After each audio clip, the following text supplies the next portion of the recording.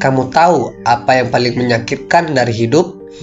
Bukan ditinggalkan, bukan dikhianati, bukan juga gagal, tapi saat kamu tahu bahwa kamu bisa bilang tidak, tapi kamu memilih diam. Kamu tahu dia menyakitimu, tapi kamu tetap bertahan. Kamu tahu kamu berhak bahagia, tapi kamu rela menderita demi menjaga orang lain tetap nyaman. Dan lebih parah lagi, saat kamu memaafkan berkali-kali, mereka malah menganggapmu tak punya batas. Lucunya di mata mereka, bukan kamu yang sabar, tapi kamu yang bodoh. Ya, dunia tidak mengerti bahasa kebaikan yang diam. Dunia lebih mengerti batasan. Dan stoikisme mengajarkan bahwa hidup bukan soal menjadi baik bagi semua orang, tapi menjadi cukup kuat untuk tidak menghancurkan dirimu sendiri. Aku pernah berada dalam hubungan yang menguras habis tenaga. Setiap hari aku memaklumi, menahan, dan menerima. Walaupun hatiku sendiri tak pernah dipedulikan. Aku pikir kalau aku terus bertahan, suatu saat dia akan berubah. Tapi ternyata yang berubah justru aku. Aku jadi tidak mengenali diriku sendiri. Aku kehilangan cahayaku hanya demi menerangi hidup orang lain. Sampai akhirnya aku sadar, kebaikan yang tak dijaga dengan ketegasan akan menjadi senjata yang membunuhmu secara perlahan. Dan disitulah titik balikku dimulai. Ketegasan bukan datang dari rasa marah, tapi dari rasa kelelahan yang membentuk kesadaran bahwa kamu harus menjaga dirimu sendiri, karena tidak semua orang akan melakukannya untukmu. Tegas itu bukan berarti kasar, tapi kamu berhenti menoleransi perlakuan buruk. Tegas itu bukan berarti kamu egois, tapi kamu mulai mencintai diri sendiri dengan cara yang benar.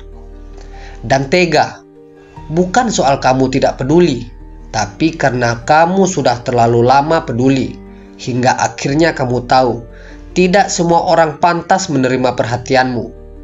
Pernah nggak kamu mikir, kenapa orang baik seringkali tersakiti? Karena orang baik sering takut ditinggalkan, takut dibilang jahat, takut kehilangan. Padahal terkadang kehilangan adalah pintu masuk menuju kehidupan yang lebih utuh. Kamu nggak bisa selamat kalau terus menggenggam duri. Kamu nggak bisa tenang kalau terus memaksakan hadir di hidup orang yang tak menginginkanmu. Jadi belajarlah untuk menaruh luka pada tempatnya, untuk berkata cukup saat memang sudah cukup, untuk menutup pintu saat kehadiranmu hanya disia-siakan. Dalam stoikisme, kita diajarkan untuk membedakan mana hal yang bisa kita kendalikan dan mana yang tidak. Kita tidak bisa mengontrol bagaimana orang memperlakukan kita, tapi kita bisa memilih untuk tetap tinggal atau pergi. Kita tidak bisa mengubah sifat orang, tapi kita bisa membatasi sejauh apa mereka bisa menyentuh kehidupan kita. Dan ingat ini, kamu berhak membangun pagar, bukan untuk menjauhkan semua orang, tapi untuk memastikan yang masuk adalah mereka yang membawa damai. Ada kalanya kamu harus tega meninggalkan mereka yang kamu cintai, bukan karena benci, tapi karena kamu lelah mencintai sendirian. Tega menolak permintaan yang tak menghargai waktumu. Tega memprioritaskan tidurmu dibanding drama yang tak penting. Tega memutuskan diam daripada harus menjelaskan dirimu pada orang yang hanya ingin menang. Tapi jangan salah, akan ada rasa bersalah. Akan ada momen kamu merasa kejam karena hatimu terbiasa memberi. Tapi tahanlah, karena nanti kamu akan berterima kasih bahwa kamu pernah memilih dirimu sendiri. Sekarang kamu bisa bertanya, lalu bagaimana jika mereka membenciku karena aku berubah? Jawabannya sederhana.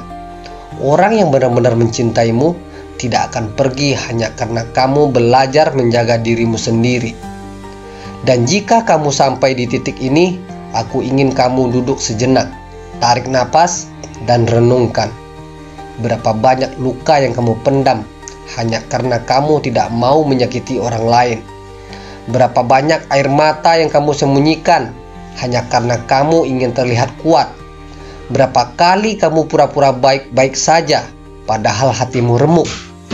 Cukup sudah. Sudah waktunya kamu bersikap. Jadilah seseorang yang bisa tersenyum dengan hati yang damai, bukan karena terbiasa berpura-pura. Jadilah tegas, dan jika perlu, jadilah tega, agar kamu tidak lagi menjadi korban dalam hidupmu sendiri. Dan sekarang, setelah semuanya kita bahas bersama, izinkan aku mengulang satu kalimat sebagai penutup. Ketika kamu belajar berkata tidak, kamu sedang membuka jalan untuk berkata ya pada hidup yang lebih baik. Kalau video ini menyentuh sisi terdalam dari dirimu, tinggalkan jejak di komentar, biar orang lain tahu mereka tidak sendirian. Dan kalau kamu merasa video ini layak dibagikan, jangan ragu untuk like, share, dan subscribe. Di channel ini, aku tak hanya berbagi narasi, aku mengajakmu berjalan pulang kembali pada dirimu sendiri. Dan kalau kamu ingin lanjut menyelami luka-luka yang pelan-pelan disembuhkan oleh kesadaran, aku rekomendasikan kamu tonton video yang lain juga. Karena setiap narasi di sini bukan untuk viral, tapi untuk menyentuh hati. Dan untuk kamu yang saat ini sedang belajar menjadi kuat, ingat satu hal. Berani itu bukan saat kamu melawan orang lain, tapi saat kamu membela dirimu sendiri dengan ketegasan yang tenang.